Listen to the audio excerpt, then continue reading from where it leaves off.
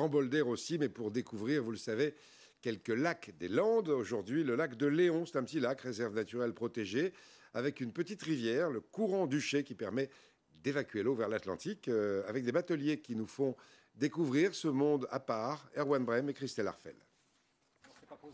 Comme tous les jours depuis le début du printemps, Cyril Gros prépare son embarcation. Un bateau effilé, taillé pour l'aventure. Là, c'est vaste, c'est le grand lac de Léon. Mais après, sur la rivière, c'est vraiment très étroit. Très souvent, ça frotte sur les côtés. Donc voilà, nous sommes obligés d'avoir des bateaux relativement petits et à fond plat. Donc ça bouge beaucoup. Mais voilà, en marchant au milieu, il n'y a pas de souci. Le terrain de jeu favori de Cyril, le voici. Le lac de Léon, l'un des plus petits lacs landais, mais aussi l'un des plus sauvages. Il n'y a pas d'habitation sur les bords, il n'y a pas de bâtisse. Les bords du lac ont été préservés. Les personnes qui viennent nous voir ici sont souvent des réfugiés touristiques un peu, qui en ont un petit peu assez de ce tourisme industriel et qui viennent ici prendre un peu de verdure. Contrairement aux apparences, il n'y a dans ce lac quasiment pas de profondeur. 60 cm en moyenne, une plaine aquatique idéale pour l'une des plantes préférées du batelier, les nénuphars. La feuille permet d'offrir un parasol. Ça se transforme en parasol quand il fait très chaud l'été. Les poissons viennent se réfugier au moins des rayons du soleil. Il y a beaucoup de boutons qui arrivent là. Une floraison est en train de revenir. Mais le lac de Léon a un secret, connu uniquement des pêcheurs pendant des siècles. Un domaine dissimulé derrière les marécages, auquel on accède en traversant un barrage et quelques rapides. Donc voilà, maintenant c'est la rivière, c'est le courant du Chet. C'est ici que beaucoup de passions ont commencé. Il ne faut pas trop venir ici, c'est dangereux.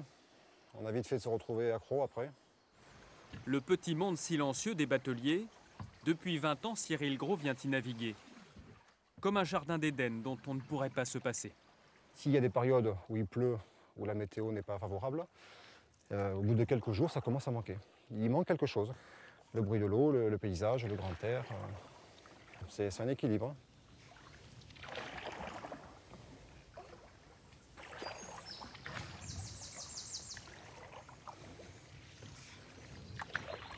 La découverte d'un environnement préservé, c'est justement ce que viennent chercher les visiteurs. C'est hyper calme, c'est hyper beau, voilà.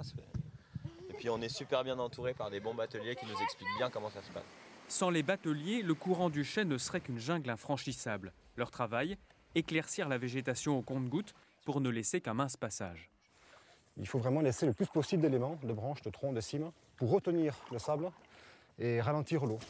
S'il y avait ici une rivière entre guillemets propre, l'eau prendrait de la vitesse et les bords s'effondreraient. Il ne faut pas trop perturber, il faut laisser le chaos en fin de compte et se frayer un passage.